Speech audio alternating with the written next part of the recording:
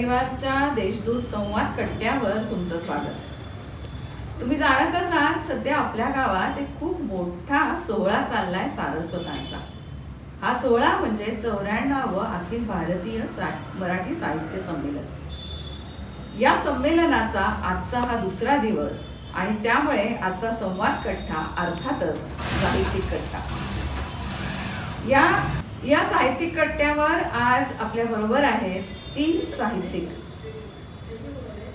ते त्यांच्या आयुष्यात त्यांच्या फील्डमध्ये कर्तृत्व गाजवतातच आहे, पण साहित्यातही त्यांनी डोकावलंय आणि तिथे सुद्धा त्यांचा ठसा त्यांनी उमटवलाय. माझ्याबरोबर आहे डॉक्टर रवींद्र शिवदे. आपण यांना एक गायनेकॉलॉजिस्ट म्हणून जाणतो, पण शिवदे सरांची ओळख ही त्याच्या पलीकडे जाते.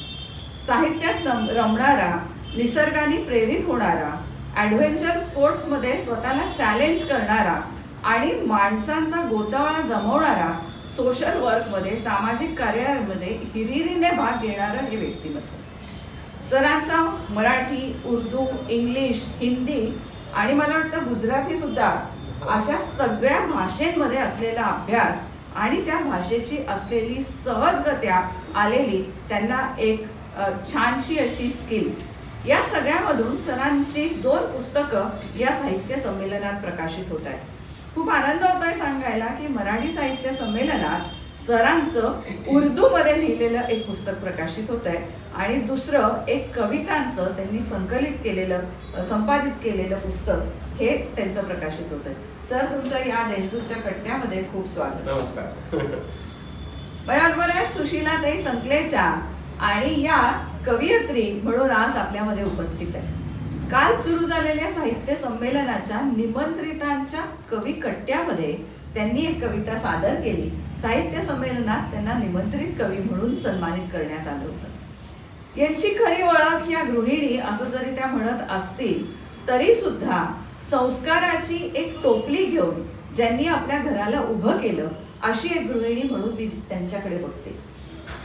60व्या वर्षी ज्यांनी आपली पहिली कविता लिहिली आणि कवयित्री म्हणून ज्यांनी आपला ठसा उमटवला अशा सुशीलाताई, तुमचंही स्वागत या देशदूतच्या कट्ट्यामध्ये.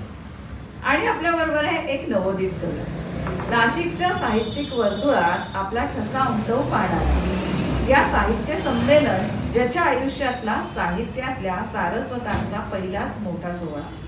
या सोहळ्यामध्ये एक कार्यकर्ता म्हणून सुद्धा धावपळ करणारा असा सर्वेश साबळे.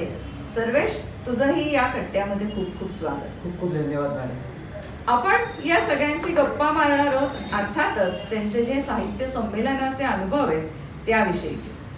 सर, आपल्या गावात हे साहित्य संमेलन होतंय आणि एवढा मोठा सोहळा गाजतोय, त्याच्यात तुमची 2 पुस्तकं प्रकाशित होत आहेत. थोडंसं त्या पुस्तकांबद्दल सांगा.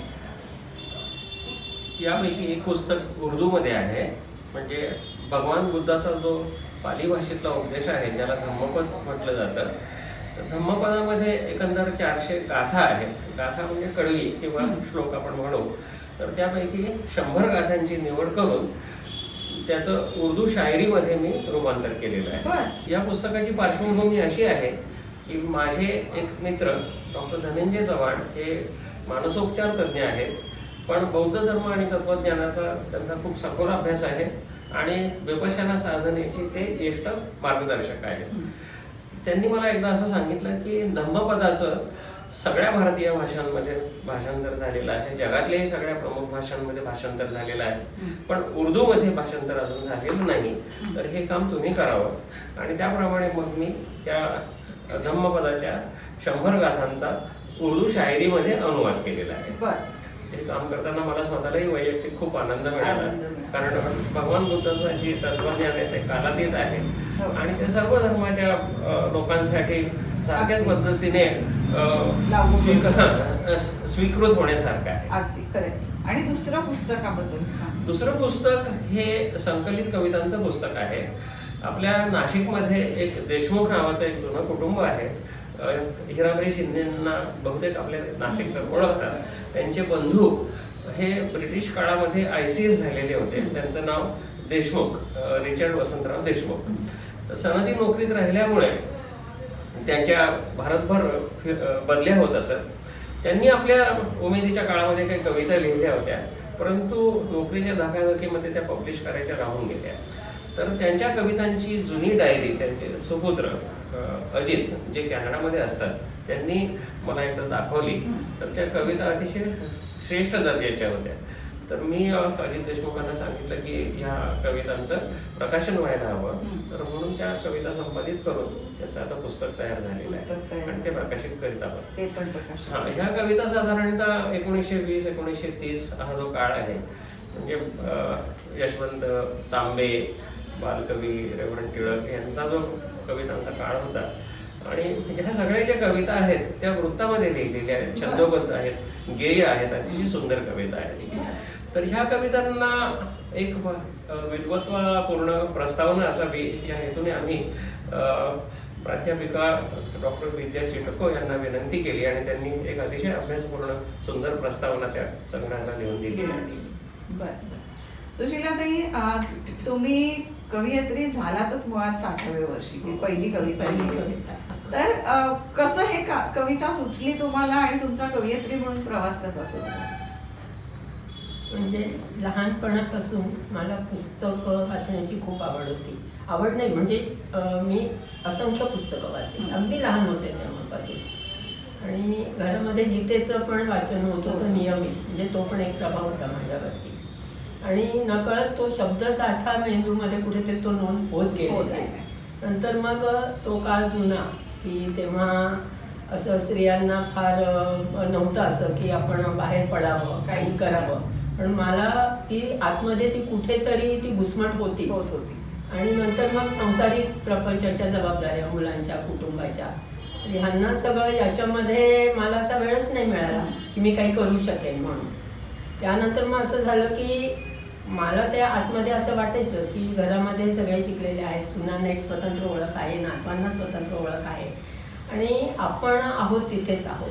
मान सन्मान, 4 डॉक्टर किंवा सरांची पत्नी म्हणून असे सगळे मान सन्मान मिळायचे. सुरुवातीला मला हे सगळं छान वाटायचं की आपण, पण नंतर हळूहळू असं वाटतं की याच्यात मी कुठे आहे, माझी स्वतःची काही इथे ओळख नाहीये. आणि यातनं मग थोडीसं असं व्हायला लागलं की आपण काहीतरी आपली स्वतःची, पण तोपर्यंत वय उलटून गेलं होतं की नोकरी करू शकत नव्हते, काही नव्हतं. आणि नंतर मग असं वाटलं की आपण ते शब्द आपोआप बाहेर पडायला लागले. तर आता गद्य म्हणजे मी ॲक्च्युअल कवितेकडे माझा कल नव्हता. मी गद्य लेखन करायची आतल्या, म्हणजे करून ठेवायच्या वहीमध्ये. आणि मग असं झालं की मुलांचे संसार सांभाळताना वेळ नसायचा. मग मी ते थोडं थोडं लिहायला, गद्य लेखन असेल तर त्याला बैठक लागते, अर्धा तास तरी पाहिजे, तेवढा वेळ नसायचा त्या काळात नातवंडाला. मग माझ्या डोक्यामध्ये काहीतरी यायचं आणि मी एखादी वेळ चिठोऱ्यावरती लिहून ठेवायचं. असं करता करता असं व्हायचं की मी रात्री मग बसायची 12च्या पुढे ते सगळे चिठोरे घेऊन आणि बघायचं अरे ही ओळ तर ह्याच्याशी आहे, ही वेगळीच आहे. मग ते संकलन म्हणजे ते बघायचं. आणि असं करता करता ती कविता निर्माण झाली. आणि त्यातनं माझी एक आपोआप पहिली जी मी कविता लिहिली तर ते शब्द असे आले, खूप सोसले खूप भोगले, खूप सोसले खूप भोगले, मनास मारून जगणे झाले, सोडून ते तू चिमणे आता, जुनाट काळी आणि घरटे, निळ्या आभाळी पंख पसरून आव्हानत जा तू गरुडा, इवले पंख तरी शक्तीचे, गवसण घाल गगनाला, अस्तित्व तुझे सन्मानाचे, सिद्ध हो जिंकण्याला. तर सुरुवातीला जी घुसमट होती, कारण खरंच त्या काळामध्ये जी अडकून पडले होते मी, आणि ते अशा पद्धतीने आणि याच्यामध्ये अजून कडवी आहेत म्हणजे मग ती नंतर मी पूर्ण केली. पण जी सुटली ती या ओळी आपोआप, आणि ती सुद्धा अशी काढण्याची. असं म्हणतात ना की मनातलं हे पानात. आणि शब्द काय होते की शब्द संग्रहात ते आपल्याला कळत नाही, मेंदू नोंदा घेत असतं किंवा ते लहानपणापासून, त्याच्यामुळे शब्द संग्रहाला काही नव्हतं. आणि वेळेसाठी म्हणून ह्या कवितांनी जन्म घेतलेला. आणि कालांतराने तुमचं एक पुस्तक सुद्धा प्रकाशित झालं कवितांचं, अवतीभोवती म्हणून. हो, आणि महाराष्ट्र शासनाकडनं अनुदान प्राप्त महाराष्ट्र साहित्य आणि सांस्कृतिक मंडळ याच्यातर्फे ते प्रकाशित करण्यात आलं. आणि नंतर त्याला वाङ्मय पुरस्कार मिळालेला आहे, मुख्यमंत्र्यांच्या हस्ते होता. म्हणजे ते एका पुस्तकाची निवड करतात, तिथं तेच पाठवतात यशवंतराव चव्हाण प्रतिष्ठानला शासनाच्या. आणि पुन्हा त्याला हा पुरस्कार हा मिळाला. पुरस्कार मिळाला. आणि आता तुम्ही जी कविता सादर करणार आहात या म्हणजे काल केलीत रादर, हो, हो. तर ती कोणती आहे, ती तुम्ही आम्हाला वाचून दाखवताय का? हो. त्या कवितेचा एक थोडक्यात हो. सांगते की म्हणजे मी ही कविता अशा अर्थाने घेतली की एक मी स्त्री पण आहे. नंतर दुसरी गोष्ट मला असं वाटतं की कविता निवडीमध्ये कविता आपण बऱ्याच लिहित असतो, पण सर्वसामान्यांना ती कविता कळली पाहिजे. म्हणजे खूप आपण उच्च दर्जा असं नाही म्हणता येत, कवितेच्या बाबतीत सगळ्याच कविता आपल्यासाठी चांगल्या चांगल्या असतात, असतात. पण थोड्याशा त्याच्यामध्ये असतं. तर मी विचार केला की ही अशी कविता आहे आणि एक स्त्रीवरतीची आहे. तर याच्यामध्ये या कवितेचं असं म्हणजे की म्हणजे ह्या कवितेतली स्त्री आक्रमक नाहीये, नाहीये. पण इतिहासाची जी दुबळी पानं आहेत तर ती तिने आता इतिहास जमा केलेली आहे बरोबर. आणि तिने पाऊल पुढे टाकले. पुढे टाकलं. तर अशा म्हणजे अर्थाने सामान्य स्त्री आहे पण ती हिंमत बांधती. हो, तर अशा अर्थाने या कवितेची मी काल निवड केली होती. म्हणजे मला वाटतं खूप साऱ्या स्त्रिया त्याला रिलेट करू शकतील असं. या कवितेचं शीर्षक आहे पुन्हा पुन्हा. कोसळायला आभाळ सज्जते पुन्हा पुन्हा. कोसळायला आभाळ सज्जते पुन्हा पुन्हा. पेलते आभाळती नव्याने पुन्हा पुन्हा. पेलते आभाळती नव्याने पुन्हा पुन्हा. होशील उन्मत्त किती आभाळास ती विचारते. उखडले मला जरी रुजणार मी पुन्हा पुन्हा. उखडले मला जरी रुजणार मी पुन्हा पुन्हा. कोसळायला आभाळ सज्जते पुन्हा पुन्हा. पेलते आभाळती नव्याने पुन्हा पुन्हा. खेळ तू कितीही खेळ हरणार तूच सांगते. तुझाच खेळ खेळणे करणार मी पुन्हा पुन्हा.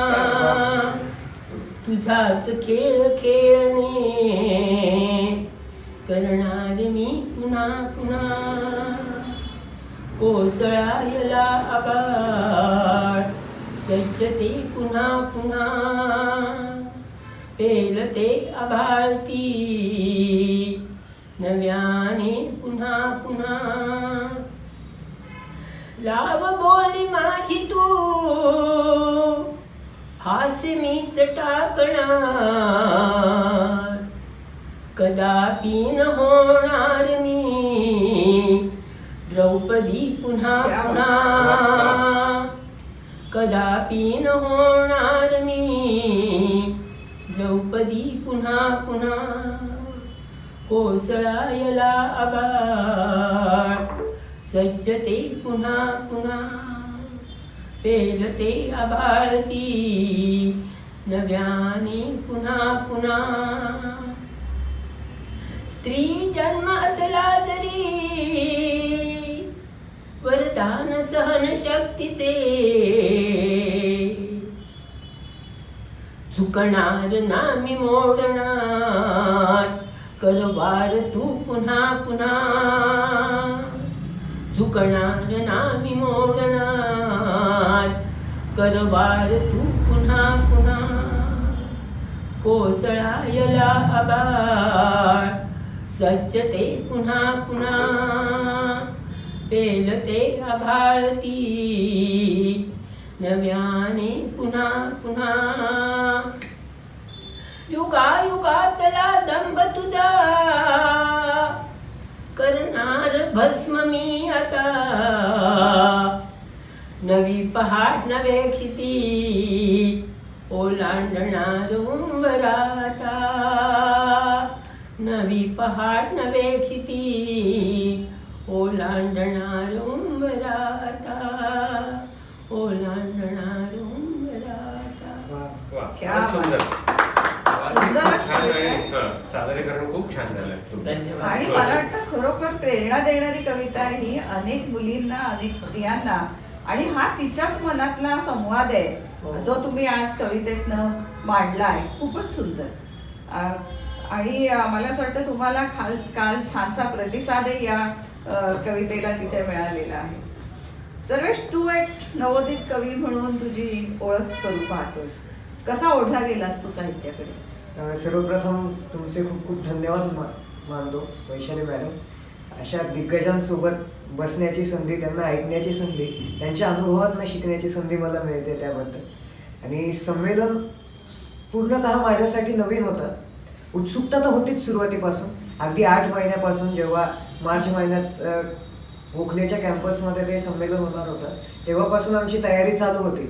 आणि तेव्हा वेगवेगळे कवी येणार, वेगवेगळ्या राज्यातनंच नाही तर पूर्ण देशभरातून, जगभरातून कवींचा ओघ इकडे येणार होता. त्यामुळे जास्तच उत्सुकता लागली होती. खास करून मी स्वतः कवी असल्यामुळे त्याबद्दल जास्त उत्सुकता होती. आणि त्यानंतर बऱ्याच गोष्टी असतील, म्हणजे व्हॉलंटियर्स असतील, वेगवेगळ्या कमिटीज असतील, त्यातनं अशा गोष्टी शिकायला मिळाल्या ज्या मी MBAचा स्टुडंट असल्यामुळे मॅनेजमेंटमध्ये तुला उपयोगी पडतीलच. आणि खरोखर मध्ये पूर्ण जीवनभरासाठी लाईफ लेसन्स असतील माझे. पण मी असा प्रश्न तुला विचारला सर्वेश, की हे तर अगदी कळतंय की तू किती एक्साइटेड आहेस या संमेलनाबाबत सगळा. तू साहित्याकडे कसा ओढला गेलास? तू म्हणतोयस की तू एक कॉमर्सचा स्टुडंट आहे, मॅनेजमेंट शिकतोयस, तर मुळात तुझ्या आणि शब्दांची ओळख कुठे झाली? अगदी लहानपणापासून एक 8वी 9वीत असतानाच, एक शाळेमध्ये असताना गीत मंचात होतो मी. तेव्हा एक कार्यक्रम होता छोटासा, त्याच्यामध्ये महात्मा फुलेंची जयंती होती. तेव्हा अचानक एक चारोळी सुचली मला. आणि त्यावेळी सादर करण्याची संधी पण दिली. त्यातनं एक कॉन्फिडन्स आला, मग आपण काहीतरी लिहू शकतो, तोडकं मोडकं पोहायला. सुरुवातीला ते टलाट पलाप असंच चालू होतं. मग हळूहळू जसं जसं कविता ऐकत गेलो, जशा जशा अजून करत गेलो, तसं तसं अजून करत गेलो. अजूनही शिकतोच आहे आणि कविता ऐकतोय. आणि नंतर हळूहळू प्रवास कॉलेजकडे गेला. आता कॉलेजमध्ये आलं की त्या वातावरणातल्या असतील त्या कविता आत्मसात केल्या. आणि त्या कवितांना त्या कॅम्पसमध्ये असेल किंवा एकंदर संपूर्ण वेगवेगळ्या महाराष्ट्रातील शहरांमध्ये असेल उत्स्फूर्त प्रतिसाद मिळाला. त्यात प्रेम कविता असतील, त्यानंतर काही नाटकामधील मी कंपोज केलेले गाणे असतील, त्यांना पण खूप चांगला प्रतिसाद मिळाला. मग आज कुठली कविता तू आम्हाला म्हणून दाखवतोस? तशी ही कविता म्हणावं तर एक नाटकामध्ये मी लिहिलेलं गाणं आहे. ते नाटक काही कारणास्तव पब्लिश होऊ शकलं नाही, म्हणून ही कविता 4 भिंतीतच राहिली. तर पहिल्यांदाच ही कविता सादर करतोय मी. क्या कवितेचं टायटल आहे मी कोण. पैशा पलीकडले सुख नाही कळले, सुखाच्या शोधात जीवन अडखळले, आनंद शोध कुठे मज नाही कळले, सारे मिळूनही सारे न मिळाले, असूनही नसलेला जिवंत मेलेला, प्रश्न आहे मनी मी कोण, मी कोण, मी कोण, मी कोण, मी कोण. ओसपणाच्या कोस कोस, ओसपणाच्या कोस, प्रेम नाही, मित्र नाही, भाव भावना नाही, प्रचंड पैसा असूनही पैशाचा उपयोग नाही, नशेत शुद्ध विसरलो पण दुःख विसरलो नाही, प्रश्न एकच मनी मी कोण कळले नाही, मी कोण, मी कोण, मी कोण, मी कोण.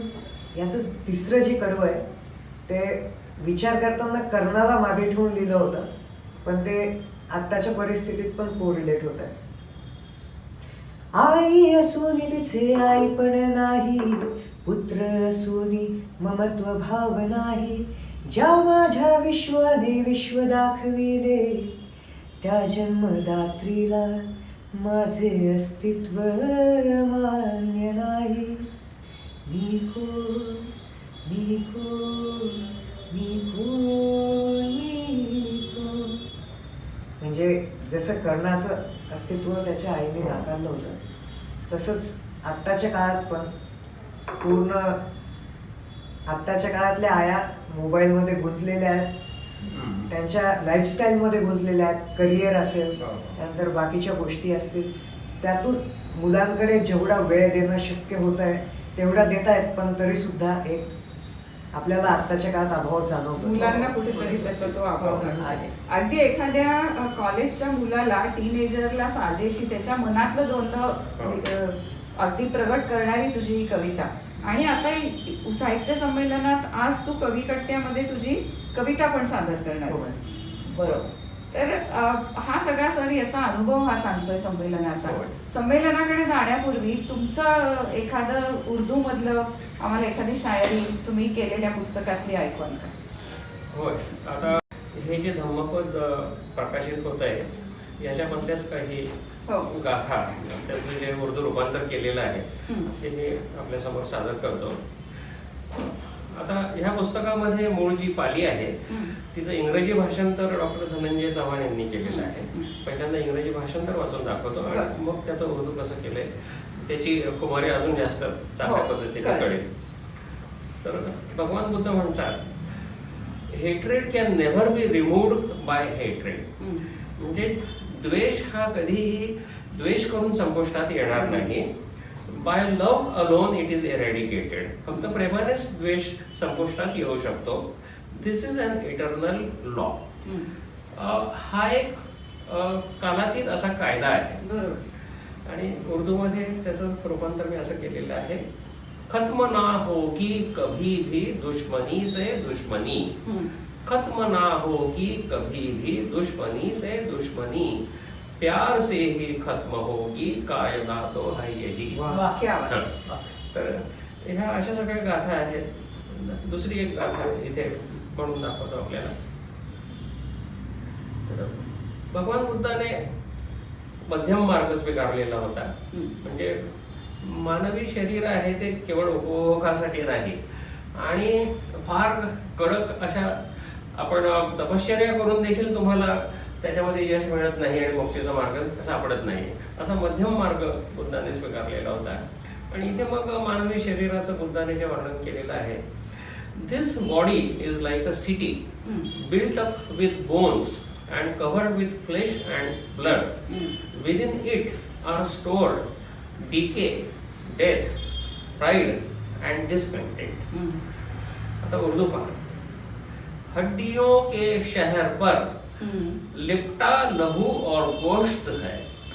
हड्डियों के शहर पर लिपटा लहू और गोश्त है. जिसके बाशिंदे, बाशिंदे म्हणजे रहिवासी, जिसके बाशिंदे घमंड, हस्त, हस्त म्हणजे ईर्षा, एनवी, वत्सल. जिसके बाशिंदे घमंड, हस्त, ओ बुढ़ापा मौत है. हड्डियों के शहर पर लिपटा लहू और गोश्त है. जिसके बाशिंदे घमंड, हसदो बुढ़ापा मौत है. क्या बात आहे. तर असा हा सगळा उपदेश भगवान बुद्धाचा तुम्ही त्याच्यात मांडलेला हो, आहे. हो. खरोखर अतिशय छान हे सगळे उपक्रम आहेत. आणि सरांचं एवढं मनावर मोठं नियंत्रण मिळवणं, हो, ह्यासाठी बुद्धाने आपल्याला विपश्यना पद्धती हो, शिकवली. पण त्याच्यासाठी तुम्हाला भाषेवर सुद्धा एक कमांड, एक नियंत्रण मिळवावं लागलं की जेव्हा तुम्ही हे कार्य करू शकलात. सर, आपण साहित्य संमेलनात हे पुस्तक आता प्रकाशित होताना बघतोय. नाशिकच्या साहित्य संमेलनाबाबत तुमचा काय अनुभव आहे? कसं वाटतंय तुम्हाला ही संमेलन इथे होते? हे नाशिकमध्ये संपन्न होणारं तिसरं संमेलन आहे. आपल्याला सगळ्यांना ठाऊक आहे, पहिल्या संमेलनाच्या वेळेला तर आपला जन्मही झालेला नव्हता 1942 साली. आणि दुसरं संमेलन मात्र मी अनुभवलं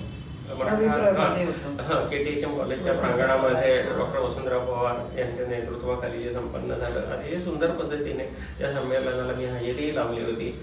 तिथे संमेलनाध्यक्ष केशव मेश्राम यांचं भाषण झालं. मुख्यमंत्री विलासराव देशमुख स्वतः आले होते. आणि खूपच एक सुंदर वातावरण त्या काळामध्ये नाशिकमध्ये. 3 दिवस नाशिक ही एक साहित्य नगरीच झालेली होती आणि प्रत्येक नाशिककराने त्याचा आनंद घेतला. आणि पुन्हा इतिहासाची पुनरावृत्ती होते आहे.